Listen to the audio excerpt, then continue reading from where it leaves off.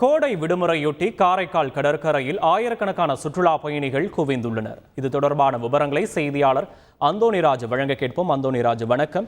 கோடை விடுமுறை மற்றும் வாட விடுமுறையை முன்னிட்டு சுற்றுலா பயணிகளின் வருகை எந்த அளவுக்கு இருக்கிறது? அந்தோணிராஜ், புதுச்சேரி மாநிலம் காரைக்காலில் பள்ளிகளுக்கு கோடை விடுமுறை விடப்பட்டுள்ளதால் சுற்றுலா மையங்கள், வழிபாடு தலங்கள், கடற்கரை, பூங்கா உள்ளிட்டவைகளை பொதுமக்களின் கூட்டம் அதிகமாக காணப்படுகிறது.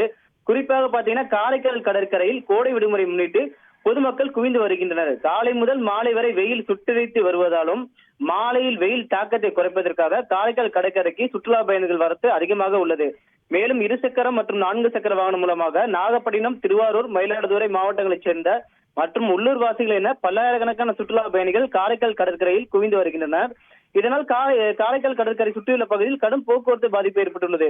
இதனையடுத்து காரைக்கால் கடற்கரை மற்றும் பூங்காக்களில் பொதுமக்கள், பெண்கள் என குழந்தைகள் உள்ளிட்டவர்கள் விளையாடி தங்கள் உறவினருடன் கொண்டாடி வருகின்றனர். காரைக்கால் கடலில் சிக்கி பலர் உயிரிழந்த நிலையில் போலீசார் கடலில் குளிக்க அனுமதி மறுத்துள்ள நிலையில் கரையோர பகுதிகளில் மட்டும் குளித்து வருகின்றனர். பெரியவர்கள், சிறியவர்கள், குழந்தைகள் என குளித்து அலையில் விளையாண்டு மகிழ்ச்சியை வெளிப்படுத்தி வருகின்றனர்.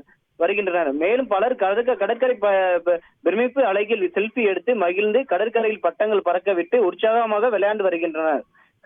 காரைக்கால் கடற்கரையில் அதிக அளவு பொதுமக்கள் கூடியிருப்பது பாத்தீங்கன்னா காரைக்கால் கடற்கரை மக்கள் வெள்ளத்தால் வெகு நாட்களுக்கு பின்பு திருவிழா கோலம் போல காட்சி அளிக்கிறது.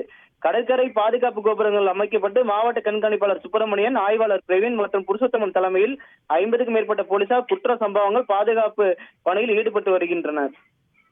விவரங்களுக்கு நன்றி அந்தோணிராஜ். செய்திகளை உடனுக்குடன் தெரிந்து கொள்ள உடனே சப்ஸ்கிரைப் பண்ணுங்க.